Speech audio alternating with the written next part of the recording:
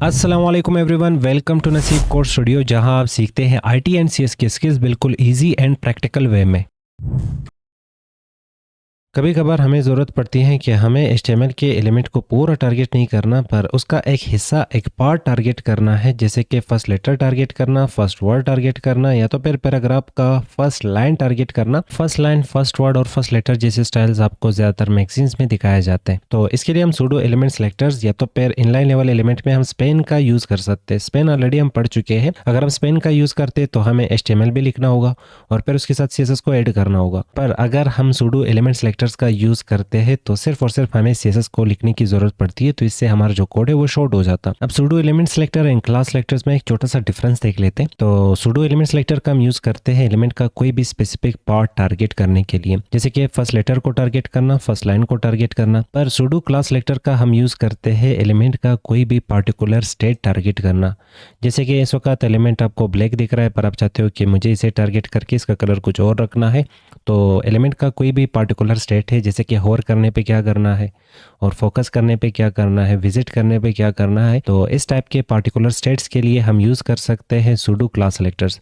और इसे समझने के लिए हम एक दफ़ा कोड की तरफ चले जाते हैं। तो मान लें मेरे पास यहाँ पे कुछ एलिमेंट्स है, जैसे कि हेडर है और हेडर में एक बटन आ रहा है।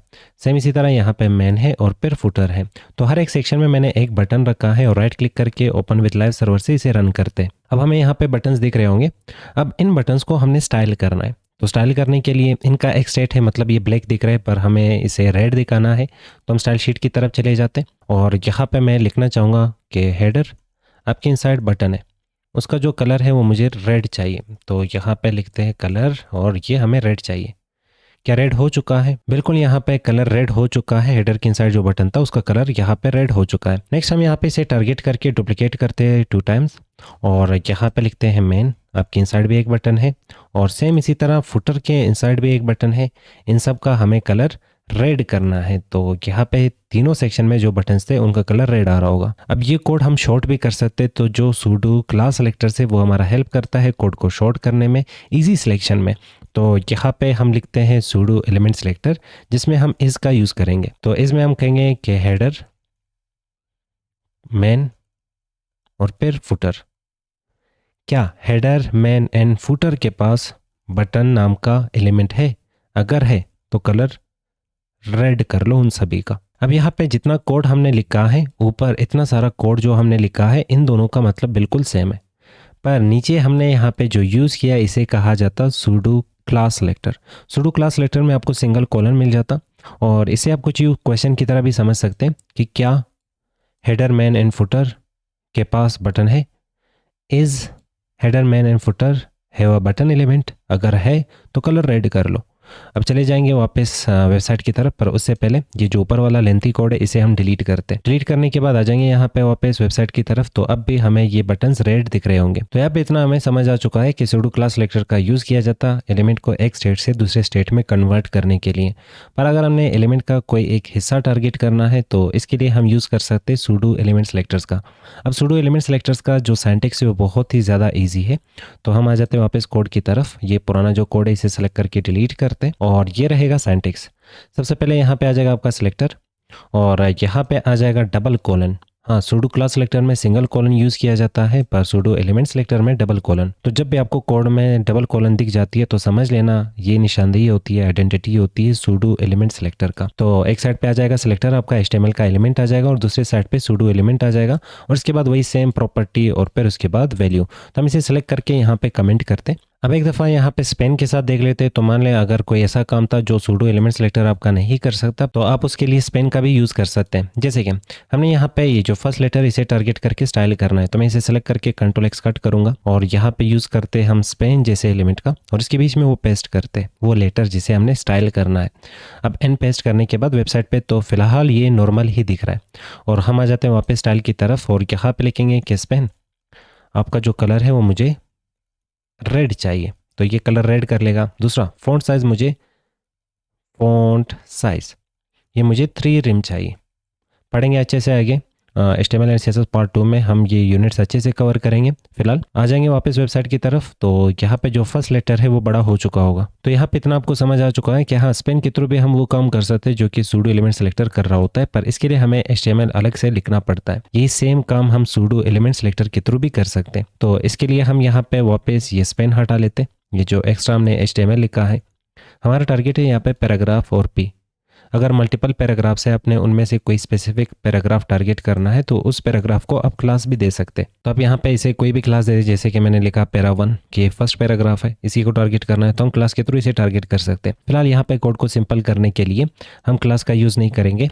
हम यहाँ पे डायरेक्ट यही एक ही पैराग्राफ है और इसे टारगेट करते हैं। तो यहाँ पे आके लिखेंगे P और यहाँ पे लिखेंगे कि कलर P का जो कलर है वो हमें रेड चाहिए।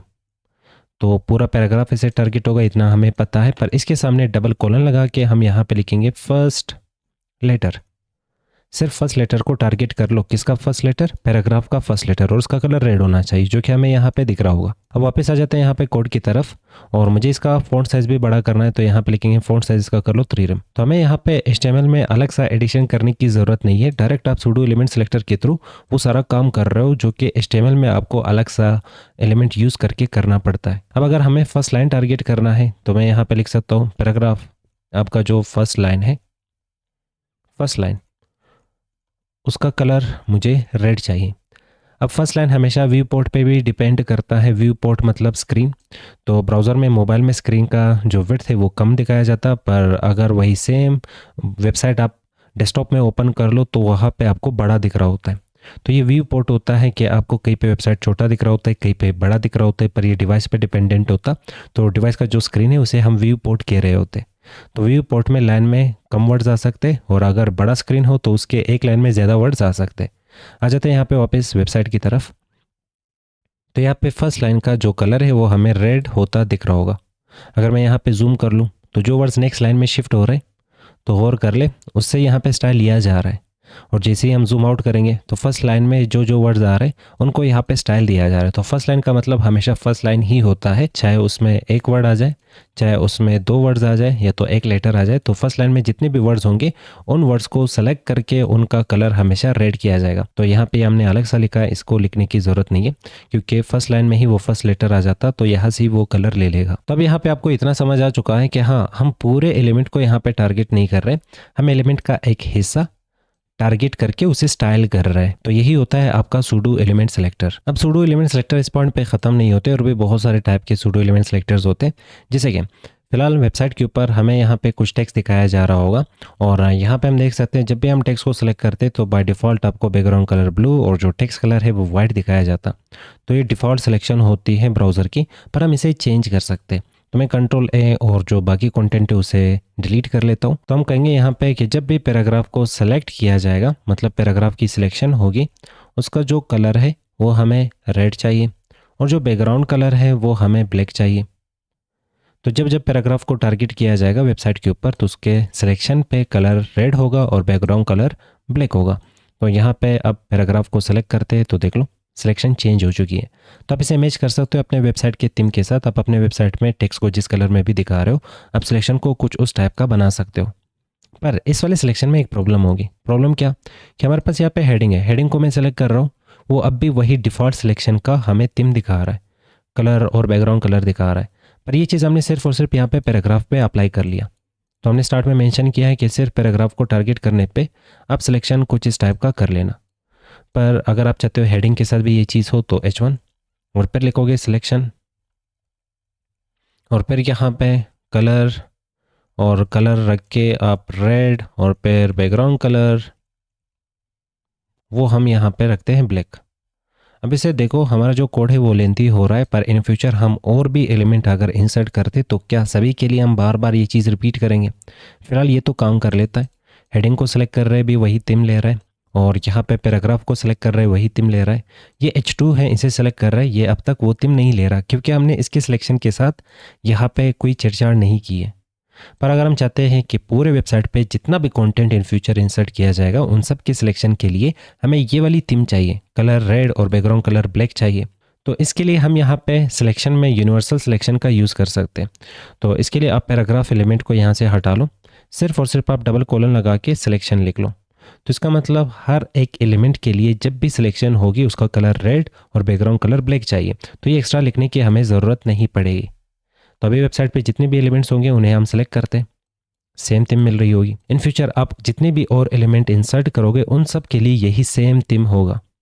अब बार बार मैं यहाँ पे कलर रेड दिखा रहा हूँ और बैकग्राउंड कलर ब्लैक दिखा रहा हूँ, तो इसका मतलब ये नहीं है कि आप भी यही सेम चीज़ यूज़ करोगे, पर ये थीम के ऊपर डिपेंड करता है और वेबसाइट पे कि आप वेबसाइट पे किस टाइप का थीम बनाने जा रहे हो और किस टाइप का थीम सेलेक्ट करने जा रहे हो, उसके हिसाब से आप फिर कलर और बैकग्राउंड कलर रख रहे होते हो। अब सूडो एलिमेंट सेलेक्टर्स में नेक्स्ट सेलेक्टर होगा हमारा प्लेस होल्डर के नाम से, पर उसके लिए हमें फॉर्म आना चाहिए। तो फॉर्म हम HTML एंड CSS पार्ट 2 में अच्छे से कवर करेंगे, अच्छे से पढ़ेंगे। पर फिलहाल फॉर्म में एक चीज़ यूज़ की जाती है और एक एलिमेंट यूज़ किया जाता है जिसे हम इनपुट कहते हैं।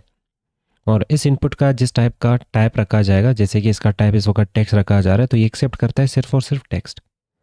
और इसके आगे हम प्लेस होल्डर भी लगा सकते हैं। जैसे कि फिलहाल वेबसाइट के ऊपर अगर हम इस इनपुट को देखेंगे तो इसमें हमें यहाँ पे बताया ये नहीं जा रहा कि आपने इसमें किस टाइप का टेक्स्ट इनपुट करना है, इंसर्ट करना है। तो इसके लिए हम प्लेस होल्डर टाइप का एक एट्रीब्यूट का यूज़ करते हैं जिससे हम यूज़र को गाइड कर सकते हैं। जैसे कि आप इसमें लिख सकते हैं यूज़र नेम, या तो लिख सकते हैं फ़ोन नंबर। तो कुछ इस टाइप का आप यहाँ पे प्लेस होल्डर उसे दे सकते हैं। फिलहाल हम यहाँ पे चैनल का नाम लिखते हैं, तो मैंने लिखा नसीब कोड स्टूडियो, और ये चीज़ हमें यहाँ पे दिख रही होगी। अब अगर हमने इस इनपुट का जो टेक्स्ट इसके इनसाइड टाइप किया जाएगा उसे टारगेट करना है, तो डायरेक्टली हम एलिमेंट का नाम ले सकते हैं। जैसे कि इनपुट को टारगेट कर लो तो लिखेंगे इनपुट एलिमेंट सेलेक्टर और टाइप सेलेक्टर। अब इसका जो कलर है वो हमने रेड रखना है, तो वेबसाइट के ऊपर जाके जैसे ही आप इनपुट में टाइपिंग करोगे तो उसका जो कलर है वो तो रेड हो रहा है, पर हमने वो जो नीचे टेक्स्ट दिखाया जा रहा उसे टारगेट करना है। उसे कैसे टारगेट करेंगे, ये जो नीचे टेक्स्ट हमें दिखाया जा रहा एज अ गाइडलाइन, तो इसके लिए हम यहाँ पे इनपुट के आगे डबल कॉलन यूज़ करेंगे। मतलब हमने सूडो एलिमेंट सेलेक्टर का यूज़ करना है और इसमें एक सेलेक्टर होता है जिसका नाम प्लेस होल्डर। तो हम कह रहे हैं कि इनपुट के इनसाइड वो टेक्स्ट जिसने प्लेस होल्ड किया है उसका कलर रेड कर लो। तो यहाँ पे हमें वो जो टेक्स्ट प्लेस होल्डर की जगह पे आ रहा होगा उसका कलर रेड होता दिख रहा होगा। अब अगर आपने उसे बोल्ड करना है या तो फिर कलर आपका ज़्यादा ही यहाँ पे डार्क दिख रहा है, तो आप इस पे होवर करके इसे यहाँ से ट्रांसपेरेंट भी कर सकते हो। ट्रांसपेरेंसी दोगे तो ये हाईलाइट होके आपको दिख रहा होगा। तो जब भी आपको प्लेस होल्डर इनपुट का टारगेट करना होगा तो इनपुट का प्लेस होल्डर टारगेट करने के लिए सूडो एलिमेंट सेलेक्टर जिसका खुद नाम प्लेस होल्डर आ रहा होगा, और इसी का हम यूज़ करके इनपुट के प्लेस होल्डर जैसे टेक्स्ट को टारगेट कर सकते हैं। अगर लिस्ट को हमने टारगेट करना है, जैसे कि मैं यहाँ पे एक लिस्ट बना लेता हूँ, ऑर्डर और अनऑर्डर लिस्ट में से कोई भी एक लिस्ट, और इसमें यहाँ पे हम लिखते हैं नसीब कोड स्टूडियो, मतलब कुछ आइटम्स बना लेते हैं, और वेबसाइट पे हमें ये लिस्ट यहाँ पे दिख रही होगी। अब इस लिस्ट के जो आइटम्स होते हैं या ये पूरा लिस्ट अगर आपको टारगेट करना है तो ईजी है, जैसे कि li मतलब कोई एक आइटम टारगेट करना, और आपको nth चाइल्ड मतलब सूडो क्लास सेलेक्टर के थ्रू में से कोई भी स्पेसिफिक पोजीशन पे एलिमेंट को टारगेट कर सकते हो और आइटम को टारगेट कर सकते हो। वो अपने अच्छे से प्रीवियस लेक्चर्स में पढ़ रखा है। और अगर हमें ये पूरा लिस्ट टारगेट करना है तो ये अनऑर्डर लिस्ट है, तो इसे कुछ इस तरह से हम टारगेट करके इस पर यहाँ पे स्टाइलिंग अप्लाई कर सकते हैं। पर अगर इनके हमने ये बुलेट्स टारगेट करने और इन्हें स्टाइल करना है, तो इन्हें स्टाइल करने के लिए हम सूडो एलिमेंट सेलेक्टर का यूज़ करेंगे। तो वापस आ जाएंगे यहाँ पे CSS की तरफ और यहाँ पे लिखेंगे कोलन कोलन मार्कर। इसका मतलब वेबसाइट के ऊपर जितने भी हमारे अनऑर्डर और ऑर्डर लिस्ट होंगे उनका यहाँ पे जो बुलेट्स होंगे उनका कलर मुझे रेड चाहिए। वापस चले जाएंगे वेबसाइट की तरफ, तो यहाँ पे इनका जो कलर है वो रेड हो चुका होगा। आप हमेशा कैन आई यूज़ नाम का जो टूल है उसे यूज़ किया करो। कैन आई यूज़ टूल आपका हेल्प कर रहा होता है कि कौन सी चीज़ CSS में या तो फिर HTML में कितना सेफ है उसे वेबसाइट के ऊपर यूज़ करना। जैसे कि मैं यहाँ पे लिख लेता हूँ कोलन कोलन मार्कर, और जैसे ही इंटर करेंगे तो सबसे पहले ये हमें स्कोर बता देगा। तो स्कोर इसका बहुत ही कम है, ये कुछ नया सेलेक्टर है। और जैसे हम यहाँ पे नीचे आ जाएंगे तो यहाँ पे बहुत सारे हमें रेड बॉक्सेस दिख रहे होंगे, जैसे कि इंटरनेट एक्सप्लोरर, ओपेरा मिनी, और इसके बाद ये कुछ नया ब्राउज़र है QQ ब्राउज़र। इस टाइप की जो ब्राउज़र में आपका जो ये वाला सिलेक्टर है जिसका नाम है मार्कर, इसे सपोर्ट नहीं किया जाता फ़िलहाल।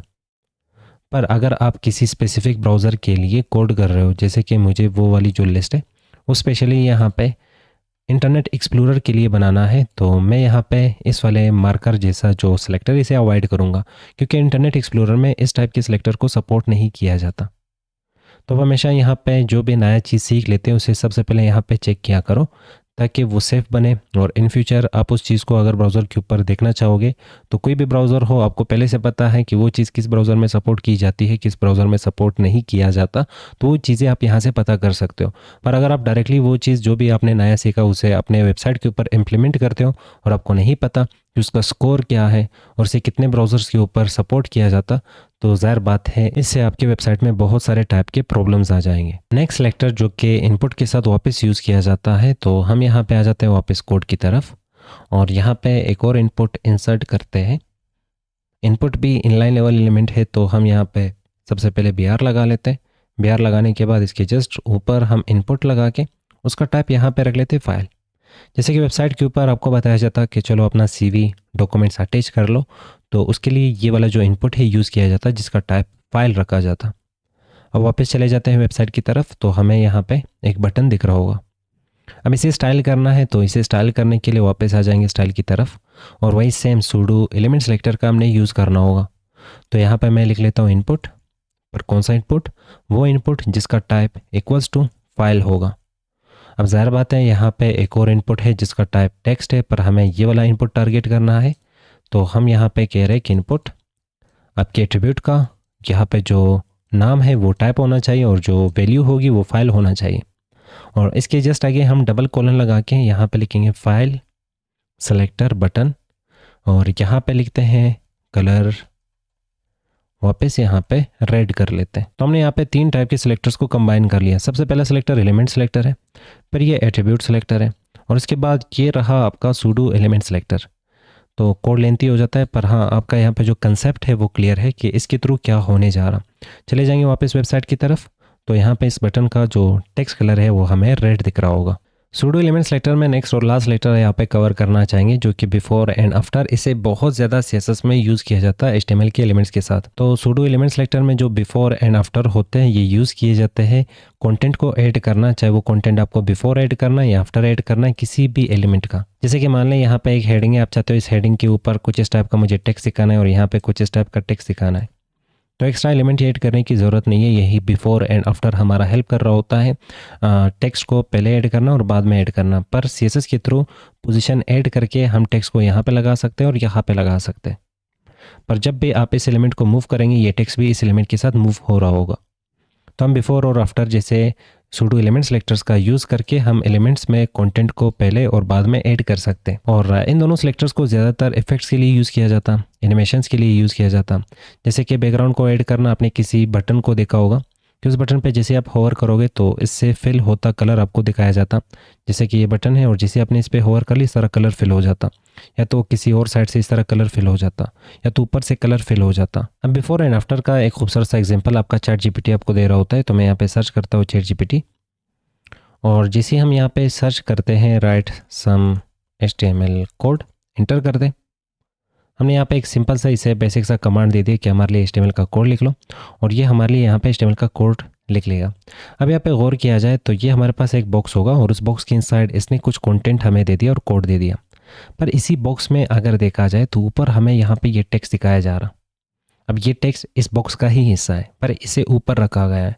और सेम इसी तरह यहाँ पे एक बटन, अगर हमें कुछ इस टाइप का टेक्स्ट और बटन दिखाना है तो इसके लिए हम हेडर का भी यूज़ कर सकते हैं। पर हाँ अगर हमने सिर्फ बटन दिखाना हो, ये HTML नहीं दिखाना है, सिर्फ ये बटन दिखाना है, तो इसके लिए हम बिफोर और आफ्टर जैसे सूडो एलिमेंट सेलेक्टर का यूज़ कर सकते हैं और ये बटन दिखा सकते हैं। तो इसके लिए चले जाते हैं हम अपने कोड की तरफ। तो यहाँ पे आ जाते हैं कोड की तरफ और आने के बाद यहाँ पे जितना भी हमने HTML लिखा होगा उनको सेलेक्ट करके डिलीट करते और एक पैराग्राफ हम यहाँ पे इंसर्ट करते लोरम के थ्रू, इसमें कुछ कंटेंट, और यहाँ पे हमें एक पैराग्राफ दिख रहा होगा अपने वेबसाइट पे। अब इसके स्टार्ट में हमें कुछ टेक्स्ट ऐड करना है, तो टेक्स्ट ऐड करने के लिए हम डायरेक्टली भी यहाँ पे लिख सकते हैं, पर मान लें इन फ्यूचर हमने वो टेक्स्ट अलग सा सेलेक्ट भी करना है, स्टाइल भी करना है, तो इसके लिए हम सूडो एलिमेंट सेलेक्टर का यूज़ कर सकते हैं। जैसे कि हम यहाँ पे कहेंगे कि हमारा जो पैराग्राफ है उससे जस्ट पहले बिफोर, उसके कंटेंट से जस्ट पहले और बिफोर हमें ये वाला कंटेंट दिखाना है। हाँ यहाँ पे जो सूडो एलिमेंट सेलेक्टर में जो बिफोर एंड आफ्टर होगा उसके साथ आपने ये वाली प्रॉपर्टी मस्ट यूज़ करना है। अगर आप यूज़ नहीं करोगे तो ज़ाहिर है फिर ये वाला जो सिलेक्टर है वो उसी तरह काम नहीं करता जिस तरह आपका एक्सपेक्टेशन होगा। अब मान लें इन फ्यूचर हमने कंटेंट नहीं दिखाना पर हमने इसके थ्रू कुछ इफेक्ट एनिमेशन वगैरह क्रिएट करना है, तो हम इसे यहाँ पे खाली भी रख सकते हैं। कुछ इस तरह से इसे खाली रखेंगे, आगे बाकी प्रॉपर्टीज़ लिख रहे होते। पर फिलहाल हम यहाँ पे पैराग्राफ से जस्ट बिफोर कंटेंट दिखाना चाहते हैं और कंटेंट मैंने यहाँ पे अपना नाम लिख लिया और एक स्पेस दे देते ताकि वो जो कंटेंट इस पैराग्राफ का होगा वो इस कंटेंट से थोड़ा सा दूर रहे। यहाँ पे आ जाते हैं वापस वेबसाइट की तरफ, तो हमें ये वाला कंटेंट यहाँ पे दिखाया जा रहा होगा। तो यहाँ पे हम देख सकते हैं कि हाँ, जो हमारे पैराग्राफ का कंटेंट है उसे जस्ट पहले नसीब खान ऐड किया गया है। इसी तरह सेम हम लास्ट में भी कंटेंट को ऐड कर सकते। तो हम यहाँ पे वापस इसी पैराग्राफ को टारगेट करना चाहेंगे कि पी आपके जस्ट बात के लिए हम आफ्टर का यूज़ करेंगे, कंटेंट लिखेंगे कंटेंट, और यहाँ पे सिंगल कोट्स या तो फिर डबल कोट्स दोनों का आप यूज़ कर सकते हो। यहाँ पे हम डबल कोट्स का एग्जांपल लिखते हैं और विंडो डॉट की में प्रेस करता हूँ अपनी कीबोर्ड से और इनमें से कोई भी एक सिंबल हम इंसर्ट करते हैं। तो हम कह रहे बिफोर ये दिखा दो और आफ्टर ये दिखा दो। अब वापस चले जाएंगे वेबसाइट की तरफ, तो हमें यहाँ पे ये वाली इमोजी यहाँ पे दिखाया जा रहा होगा। अब जैसे हमने यहाँ पे सूडो एलिमेंट सेलेक्टर में बिफोर एंड आफ्टर को यूज़ कर लिया, तो इसमें एक चीज़ हमने याद रखनी है। जैसे मैं यहाँ पे कंटेंट को सिलेक्ट कर रहा हूँ तो ये दोनों यहाँ पे सेलेक्ट नहीं हो रहे, पर आपको दिख रहा होगा कि हाँ, ये इसी पैराग्राफ का हिस्सा है, कंटेंट का हिस्सा है। तो जब आप इसे HTML में ढूंढोगे तो HTML में तो ये चीज़ आपको नहीं मिलेगी। जैसे कि नसीब खान का है, इसमें नहीं दिख रहा, इमोजी का है नहीं दिख रहा, पर हमने इसे CSS के थ्रू ऐड किया है। तो CSS के थ्रू भी हम एलिमेंट्स में कंटेंट ऐड कर सकते हैं विदाउट चेंजिंग स्ट्रक्चर। तो राइट क्लिक कर लो, इंस्पेक्ट पे क्लिक कर लो। क्लिक करने के बाद जिसे हम पैराग्राफ को यहाँ पे कोलैप्स करेंगे तो हमें दिखाया जा रहा होगा कि हाँ, इस कंटेंट से बिफोर और उस कंटेंट के आफ्टर कुछ ऐड किया गया है। वो क्या ऐड किया गया वो आपको ये वाला जो साइड है वो दिखा रहा होता। जैसे कि पैराग्राफ से जस्ट बिफोर आपको कंटेंट में नसीब खान दिखाया जा रहा, और आफ्टर क्या है तो हम आफ्टर वाले एलिमेंट पे या तो आफ्टर वाला जो भी सेलेक्टर है उस पर क्लिक करेंगे तो हमें कहा जा रहा है कि पैराग्राफ के जस्ट आफ्टर कंटेंट में ये वाली इमोजी दिखाया जा रहा। ये आपके रियल HTML का हिस्सा नहीं होता। रियल HTML में आपका ये वाला कंटेंट आ रहा है, पर बिफोर हमें सिर्फ दिखाया जा रहा, आफ्टर सिर्फ दिखाया जा रहा। तो इसका मतलब ये जो बिफोर और आफ्टर में जो भी कंटेंट आ रहा है वो यहाँ पे स्टाइल की तरफ से आ रहा है और CSS की तरफ से आ रहा है। तो ये रियल HTML के कंटेंट का हिस्सा नहीं होता, और यही चीज़ हमें यहाँ पे नोट्स में समझाया जा रहा है। जैसे कि important to know, the pseudo elements act like extra elements inside the DOM. तो डोम मतलब डॉक्यूमेंट ऑब्जेक्ट मॉडल में ये एक्स्ट्रा एलिमेंट्स की तरह बिहेव कर रहा होता है, but they are not real HTML elements. जैसे कि आपका पैराग्राफ होता है, H1 होता है, हेडर फुटर, जितने भी एलिमेंट्स आपने HTML के पढ़े हैं ये उनकी तरह नहीं होता, ये एक्स्ट्रा एलिमेंट्स की तरह काम कर रहा होता है। और आप इसे वर्चुअल एलिमेंट्स के एग्जाम्पल के तौर पे भी समझ सकते हो, जो कि कंटेंट में सिर्फ दिखाया जाता, पर आप इन्हें अलग सा टारगेट कर सकते हो और अलग सा सेलेक्ट कर सकते हो। ये रियल कंटेंट का हिस्सा नहीं होता। अब लास्ट लाइन में हमें कहा जा रहा है कि हाँ, सिर्फ यहाँ पे जो कंटेंट आपने ऐड कर लिया इसका मतलब ये नहीं है कि उसी कंटेंट के साथ आप स्टॉप हो जाओ। इस कंटेंट को आप स्टाइल भी कर सकते हो। स्टाइल कैसे? जैसे कि मैं यहाँ पे कह रहा हूँ कि जो नसीब खान इसका जो फ़ॉन्ट साइज़ है वो मुझे बढ़ाना है, तो यहाँ पे लिखेंगे फ़ॉन्ट साइज़ 2 रिम। तो इसका जो फ़ॉन्ट साइज़ है वो 2 रिम हो जाएगा। इसका कलर भी चेंज करना है तो यहाँ पर लिखेंगे कलर, मुझे इसका रेड चाहिए तो कलर भी इसका यहाँ पर रेड हो जाएगा। तो सिर्फ और सिर्फ देख सकते हो ये वाला जो पार्ट है वही चेंज हो रहा है, क्योंकि यही चीज़ हमने ऐड कर लिया CSS की तरफ से, और इसे स्टाइल भी कर रहे हैं यहाँ पे CSS की तरफ से। हमें यहाँ पे एक्स्ट्रा कुछ लिखने की ज़रूरत नहीं है। तो जब भी एलिमेंट में बिफोर और आफ्टर हमें कंटेंट ऐड करने की ज़रूरत पड़ती है तो वहाँ पे हम सूडो एलिमेंट सेलेक्टर्स में बिफोर एंड आफ्टर का यूज़ कर सकते हैं। और अगर आपको कोई एनिमेशन क्रिएट करनी है तो एनिमेशन के लिए सिर्फ और सिर्फ हम कुछ इस तरह से सेलेक्टर यूज़ करते हैं कि पैराग्राफ, आफ्टर और कंटेंट। कंटेंट का मतलब कि हाँ, हम यहाँ पे कुछ दिखाना चाह रहे हैं, पर ज़ाहिर बात है कुछ दिखा नहीं रहे, इसके थ्रू हम एनिमेशन बना रहे हैं। जैसे कि इन फ्यूचर हम बैकग्राउंड कलर देना चाहते हैं और बैकग्राउंड कलर मैंने रेड रखा। अब जो बैकग्राउंड कलर हमने रेड रखा, मैं चाहता हूँ कि बाद में इसे रिमूव करना है या होवर करने पे इसे लेके आना है। सूडो एलिमेंट्स में बिफोर और आफ्टर के लिए हम आगे एनिमेशंस भी सीखने वाले। फिलहाल यूँ समझ ले कि ओवरऑल यहाँ पे जो बिफोर और आफ्टर है इसे हम कंटेंट के लिए भी यूज़ कर सकते हैं, पर हाँ, इसमें हम कंटेंट को खाली रख के इसके थ्रू एनिमेशंस भी बना सकते हैं। अब सूडो एलिमेंट्स और क्लास सेलेक्टर्स को हमने अच्छे से कवर कर लिया, और जितनी चीज़ें आपको पता होना चाहिए उससे इवन आपको एक्स्ट्रा चीज़ें भी इसमें मिल चुकी हैं।